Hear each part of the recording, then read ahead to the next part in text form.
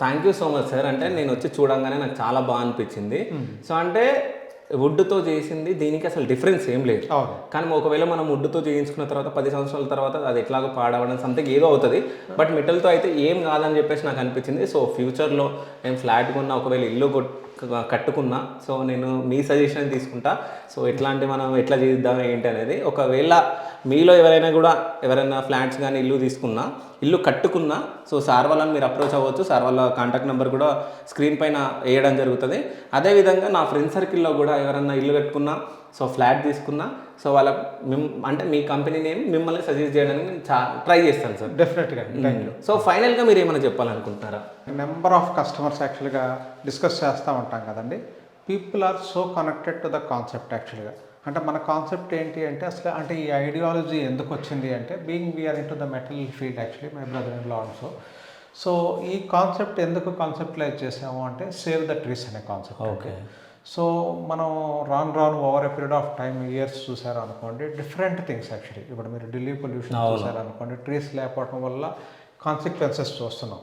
మనం సోషల్ మీడియాలో యాడ్స్ చూస్తున్నాం. అంటే ఒక ఆక్సిజన్ కంటైనర్ని పట్టుకుని యాక్చువల్గా వెళ్ళిపోయే రోజులు వచ్చేస్తాయి అని మనం వీడియోస్ చూస్తున్నాం.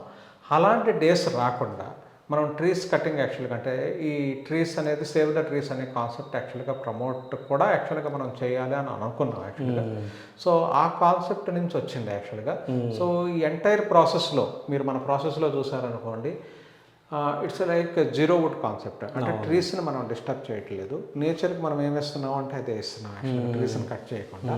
At the same time chemical contamination ఏం చేయట్లేదు యాక్చువల్గా. It's entirely echo friendly process యాక్చువల్గా. పెయింట్తో సహా ఇట్స్ పౌడర్ కోటెడ్ ప్రాసెస్ కాబట్టి దానివల్ల హెల్త్ ఇష్యూస్ కానీ లేకపోతే యాక్చువల్గా ట్రెడిషనల్ ఫర్నిచర్ వల్ల వెళ్ళేటప్పుడు యాక్చువల్గా అంటే పెస్టిసైడ్ మెయింటెనెన్స్ అని రకరకాలవి వచ్చేస్తున్నాయి యాక్చువల్గా.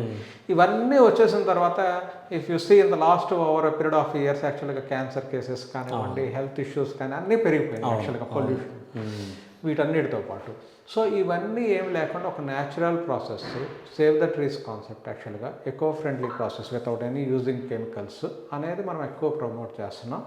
సో ఈ కాన్సెప్ట్ కూడా చాలామంది అప్రిషియేట్ చేస్తున్నారు. ఇప్పుడు వరకు చూస్తూ ఉన్నాం అనుకోండి. We have received a number of appreciations. బాగుంది కాన్సెప్ట్ యాక్చువల్గా, దీంట్లోకి వెళ్దాము అనే వెళ్ళేవాళ్ళు ఉన్నారు. డాక్టర్స్, ప్రొఫెషనల్స్, విల్లాస్ యాక్చువల్గా అంటే కొన్ని విల్లాస్ మనం చూసాం యాక్చువల్గా. అంటే థెర్మైట్స్ అటాక్ అయ్యింది వాళ్ళకి సింపుల్గా యాక్చువల్గా ఇదంతా తీసేసి యాక్చువల్గా మెటల్తో రీప్లేస్ చేయండి అనే కస్టమర్ని చూసాం.